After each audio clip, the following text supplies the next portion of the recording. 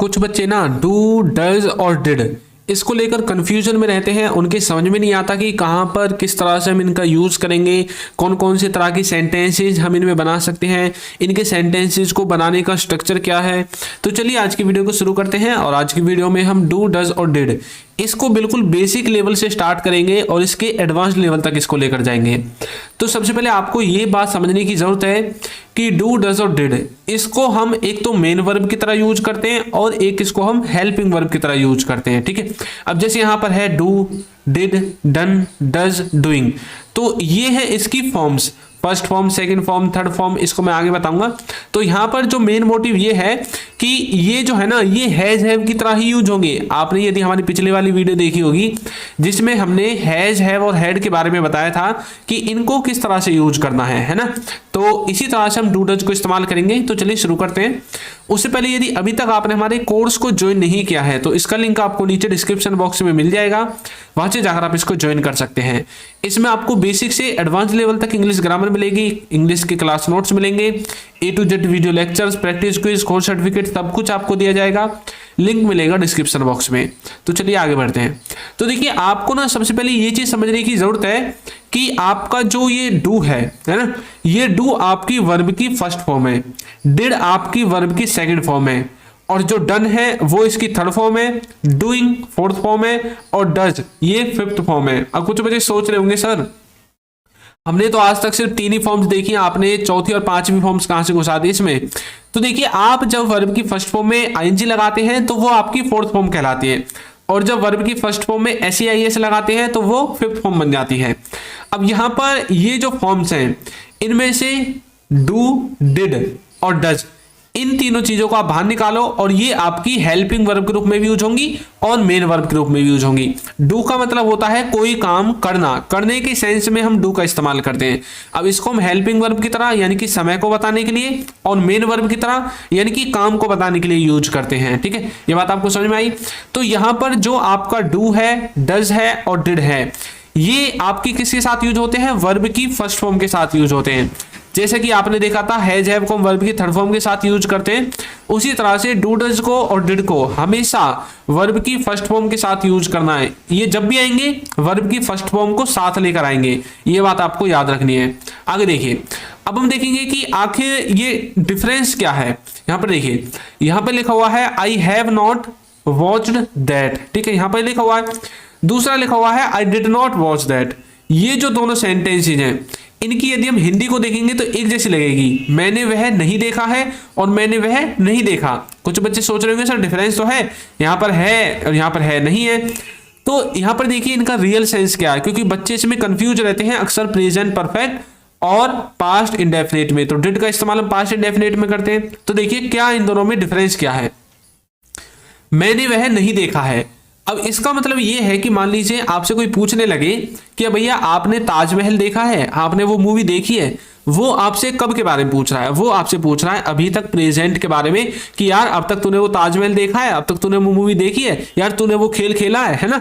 तो इसका मतलब क्या है कि वो प्रेजेंट तक के बारे में पूछ रहा है आपसे। तो जब प्रेजेंट तक के बारे में पूछेगा तो आपको इस वाले हैव का यूज करना है प्रेजेंट परफेक्ट टेंस का। अब बोलोगे नहीं मैंने वह नहीं देखा, तो I have not watched that, है ना, तो मैंने वो मूवी नहीं देखी, इस तरह से।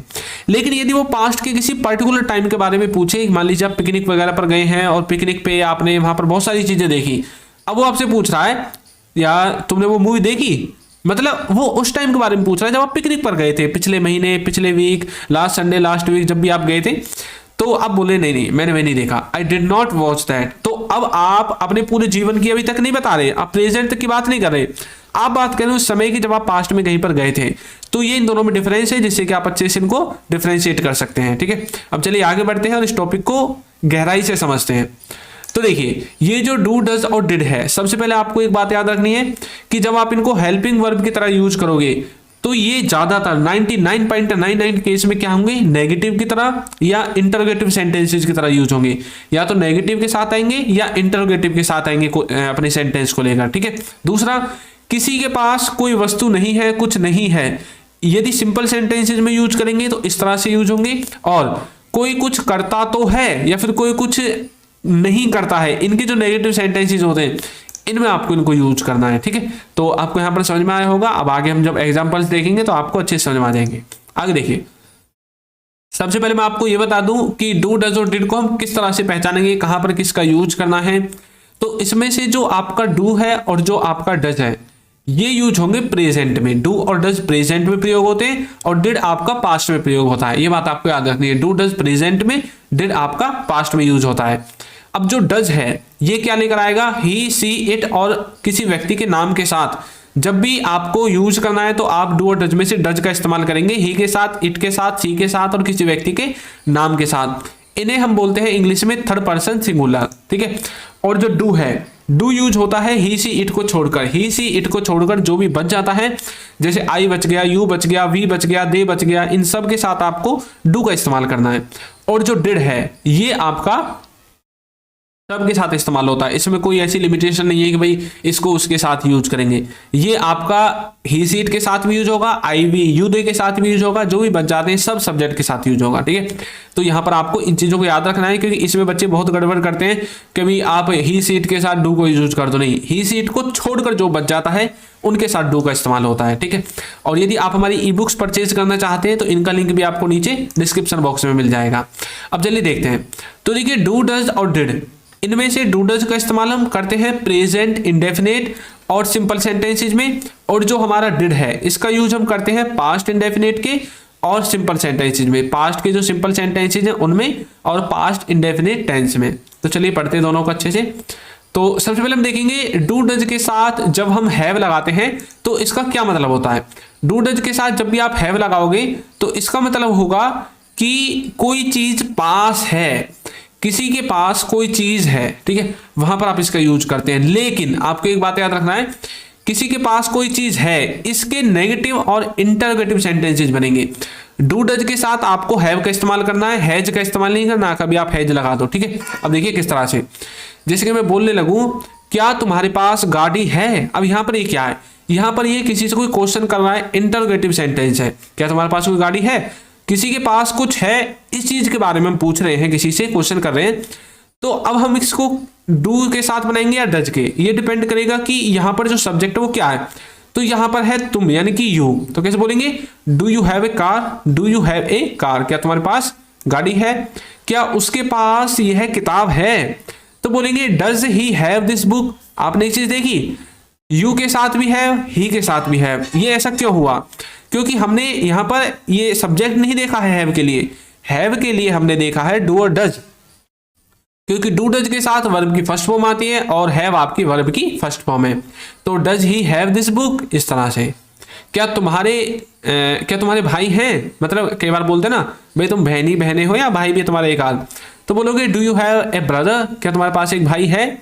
या फिर एनी भी आप यूज कर सकते हैं, do you have any brother, क्या तुम्हारे पास कोई भाई है, इस तरह से। सीता के पास गुड़िया नहीं है, अब ये नेगेटिव बन गया, तो कैसे बोलेंगे, Sita does not have a doll, या फिर Sita doesn't have a doll, ठीक है। उसके पास कार नहीं है, तो बोलेंगे he does not have a car, he does not have a car. तो इस तरह से आप इसका यूज कर सकते हैं। आगे देखिए, आगे है आपका डू डज, जो डू और डज है इसको और किस तरह से यूज करेंगे। आपको ये बात तो पता होनी चाहिए कि अब जो हमने पीछे सेंटेंसेस बनाए, ये वाले सेंटेंसेस या अब जो भी आगे हम बनाएंगे, इन सेंटेंसेस को बनाने का ये स्ट्रक्चर क्या था। अब कुछ बच्चे सोच रहे होंगे सर आपने ये तो बता दिया नेगेटिव इंटरोगेटिव में यूज होंगे, इनका स्ट्रक्चर क्या है। तो देखिए, जो नेगेटिव और इंटरोगेटिव का स्ट्रक्चर है वो देखिए किस तरह से है।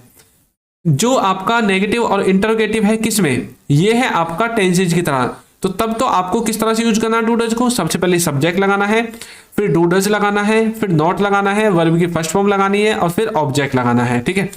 और यदि आपको इनको सिंपल सेंटेंसेज की तरह यूज करना है तो सबसे पहले सब्जेक्ट, डू डज, नॉट, फिर हैव आएगा, फिर ऑब्जेक्ट आएगा। यदि इन्हीं में आपको नेगेटिव में मतलब और इंटरोगेटिव में आपको डिड को भी लगाना है तो आपको डू डज के स्थान पर डिड का इस्तेमाल कर देना, बाकी सब कुछ सेम रहेगा, ठीक है। अब देखिए, ये जो सेंटेंस का स्ट्रक्चर है subject, do does, not, have, object, ये अभी हमने पीछे यूज किया था। ये देखिए, उसके पास कार नहीं है, तो सबसे पहले सब्जेक्ट ही, डू या डज में से एक आ गया डज, उसके बाद नॉट, फिर हैव, डज नॉट हैव। अब देखिए क्या देखा था हमने, अभी हमने देखा था डज नॉट हैव। इस तरह से आपको सेंटेंस के स्ट्रक्चर को फ्रेम करना है, ठीक है। अब चलिए प्रेजेंट इंडेफिनेट में देखते हैं किस तरह से नेगेटिव इंटरोगेटिव सेंटेंसेस बनाएंगे। तो यहां पर सबसे पहले आपका सब्जेक्ट आएगा, फिर डू डज आएगा, फिर नॉट आएगा, उसके बाद वर्ब की फर्स्ट फॉर्म आएगी और फिर आपका ऑब्जेक्ट आएगा। यहां पर इनका मतलब होगा कि कोई किसी काम को नहीं करता है, कोई कुछ नहीं करता है। जैसे कि वह नहीं जाता है तो बोलेंगे he does not go, he doesn't go या फिर ही डज नॉट गो।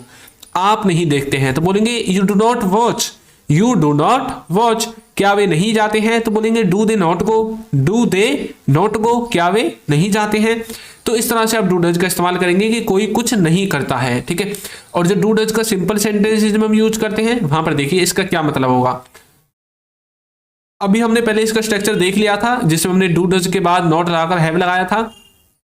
इसका मतलब होता है कि किसी के पास कुछ नहीं है, किसी के पास कोई वस्तु नहीं है, किसी के पास कोई मोबाइल नहीं है, फोन नहीं है, कंप्यूटर नहीं है, लैपटॉप नहीं है, पैसे नहीं है। जब आप ऐसा बोलते हैं ना तब आपको डू डज को सिंपल सेंटेंसेज की तरह यूज करना पड़ता है।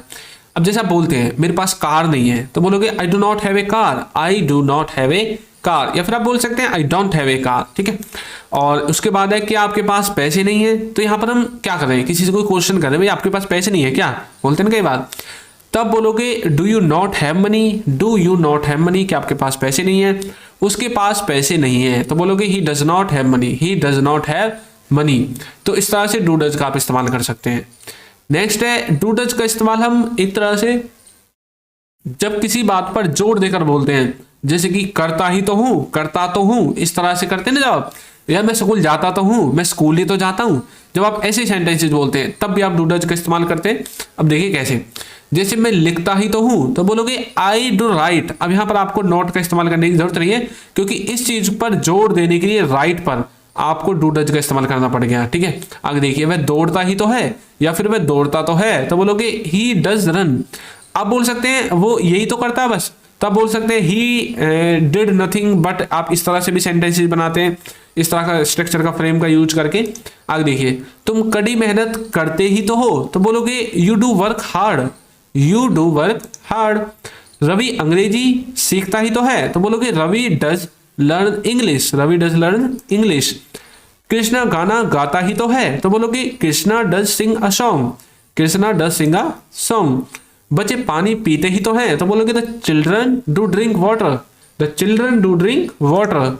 श्याम व्यायाम करता ही तो है तो बोलेंगे Shyam does take exercise, Shyam does take exercise. Shyam व्यायाम करता तो है या फिर वो व्यायाम ही तो करता है, इस तरह से। अब तक हमने डू डज का इस्तेमाल किया, किस तरह से हम इसको यूज कर सकते हैं।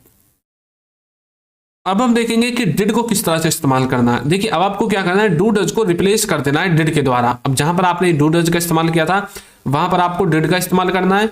अब ये पास्ट में यूज होता है तो ये प्रेजेंट का जो सेंस था इसका, इसके सेंस को पास्ट में ले जाने के लिए हमें डिड का इस्तेमाल करना पड़ेगा। अब जैसे अभी हमने देखा था पीछे डू डज का इस्तेमाल करता ही तो है, डिड का मतलब होगा करता ही तो था। जैसे कि सेंटेंस देखिए मैं लिखता ही तो था तो बोलेंगे I did write, I did write. वह दौड़ता ही तो था तो बोलेंगे he did run, he did run. तुम कड़ी मेहनत करते ही तो थे, you did work hard, you did work hard. Ravi अंग्रेजी सीखता ही तो था तो Ravi did learn English, Ravi did learn English. Krishna गाना गाता ही तो था तो Krishna did sing a song, Krishna did sing a song. बच्चे पानी पीते ही तो थे तो बोलेंगे the children did drink water, the children did drink water. Children पानी पीते ही तो थे। इस तरह से आप इसका इस्तेमाल करेंगे। नेक्स्ट है डिड का मतलब कि कोई किसी काम को करता ही रहा। यहां पर आप कई बार कीप का इस्तेमाल भी करते हैं। देखिए कैसे, वह पढ़ता ही रहा यानी कि उसने पढ़ने के अलावा कोई काम ही नहीं किया तो आप बोलोगे ही डिड नथिंग, उसने कुछ नहीं किया बट स्टडी, खाली पढ़ाई की, यानी कि वह पढ़ता ही रहा और कुछ नहीं किया। नेक्स्ट है सोहन और मोहन खेलते ही रहे यानी कि सोहन और मोहन ने खेलने के अलावा और कोई काम ही नहीं किया तो बोलेंगे Sohan and Mohan did nothing but play, Sohan and Mohan did nothing but play. मैं सुनता ही रहा तो बोलेंगे I did nothing but listen, I did nothing but listen. वह बोलती ही रही तो बोलेंगे she did nothing but speak, she did nothing but speak. मैं देखता ही रहा तो बोलेंगे I did nothing but see, I did nothing but see. वे पढ़ाते ही रहे तो बोलेंगे they did nothing but teach, they did nothing but teach. तो इस तरह से कोई किसी काम को करता ही रहा, आप डिड का इस्तेमाल कर सकते हैं, ठीक है। वो काम करती ही रही, सी डिड नथिंग बट वर्क, इस तरह से आप इसका इस्तेमाल करेंगे। आगे देखिए, जो डिड है इसका स्ट्रक्चर किस तरह से बनेगा। तो पास्ट जो इंडेफिनिट है और जो सिंपल पास्ट है, इनमें देखिए किस तरह से बनाते हैं। पास्ट इंडेफिनिट टेंस को जब आपको बनाना है तो आपको सबसे पहले सब्जेक्ट लिखना है, डिड लिखना है, उसके बाद नॉट लिखना है, फिर वर्ब की फर्स्ट फॉर्म लिखनी है और फिर ऑब्जेक्ट लिखना है। और जो सिंपल पास्ट है इसमें कुछ नहीं करना, सेम टू सेम यही रहेगा, ये वर्ब की फर्स्ट फॉर्म को हटाकर हैव लिख देना है। तो देखिए सब कुछ सेम है, सिर्फ वर्ब की फर्स्ट फॉर्म को हटाकर हैव लिख दिया गया है, ठीक है। आगे देखिए, अब हम इसके एग्जांपल्स देखेंगे पास्ट इंडेफिनिट टेंस के। तो स्ट्रक्चर हमने देख लिया था, सबसे पहले सब्जेक्ट आएगा, फिर डिड नॉट आएगा, वर्ब की फर्स्ट फॉर्म आएगी और फिर ऑब्जेक्ट आएगा। इसका मतलब है कि किसी ने कोई काम नहीं किया, किसी ने पास्ट में कोई काम नहीं किया। देखिए कैसे, जैसे कि वह नहीं गया तो बोलेंगे ही डिड नॉट गो, आपने नहीं देखा तो बोलेंगे you did not watch, you did not watch, क्या वे नहीं गए, did they not go, did they not go, क्या वे नहीं गए। तो इस तरह से आप डिड का इस्तेमाल कर सकते हैं, ठीक है। आगे देखिए सिंपल पास्ट में किस तरह से यूज करेंगे। सिंपल पास्ट में जो इसका स्ट्रक्चर होगा उसमें सबसे पहले सब्जेक्ट आएगा, फिर डिड आएगा, फिर नॉट आएगा, फिर हैव आएगा और फिर ऑब्जेक्ट आएगा। इसका मतलब है कि किसी के पास कोई वस्तु नहीं थी, पास्ट में किसी के पास कोई वस्तु नहीं थी। जैसे कि मेरे पास कार नहीं थी तो बोलूंगा I did not have a car, I didn't have a car या I did not have a car. क्या आपके पास पैसे नहीं थे तो बोलेंगे did you not have money, did you not have money, उसके पास पैसे नहीं थे, he did not have money. तो इस तरह से डिड का इस्तेमाल कर सकते हैं, ठीक है। तो डिफरेंस हमने अभी देखा था पहले जब हमने वीडियो स्टार्ट की थी, एक बार और देखते हैं। Have you ever used that और दूसरा है डिड यू यूज दैट। बताइए, अब आपने डिड को पढ़ लिया है, क्या मतलब है। ये जो सेंटेंस है ये किसका है, ये है पास्ट के इंडेफिनिट का, है ना। उसमें भी किसका है, इंटरोगेटिव सेंटेंस है। ऊपर वाला भी है इंटरोगेटिव, लेकिन ऊपर वाला प्रेजेंट के परफेक्ट का है। तो डिड यू यूज दैट, इसका मतलब है कि क्या आपने उसे यूज किया है, और नीचे वाला जो है नीचे वाले का मतलब है कि आपने उसे यूज किया है, और ऊपर वाले का मतलब है क्या आपने उसे यूज किया है। लेकिन इन दोनों में डिफरेंस क्या है, जो ऊपर वाला है मैंने आपको पहले बताया था कि ये हमें प्रेजेंट तक के बारे में पूछ रहा है कि आज तक, अब तक की लाइफ में आपने इसको यूज किया है। और जो नीचे वाला है ये हमें पास्ट के किसी पॉइंट ऑफ टाइम के बारे में बता रहा है कि किसी के पास्ट के किसी पॉइंट ऑफ टाइम में आपने उसको यूज किया, ठीक है, इस तरह से। तो चलिए आगे देखते हैं। अब मैं आपकी प्रैक्टिस के लिए आपको एक सेंटेंस देता हूं। हमने डू डज डिड को सीखा, हमने डू डज डिड को सीखा। इसको आपको कमेंट करके बताना है इसकी इंग्लिश क्या होगी। तो आपको वीडियो कैसी लगी है जरूर बताइएगा, और यदि अभी तक आपने हमारे चैनल को सब्सक्राइब नहीं किया है तो चैनल को सब्सक्राइब कर दीजिए, वीडियो को लाइक कर दीजिए और एक अच्छा सा कमेंट करना बिल्कुल ना भूलें। Thank you.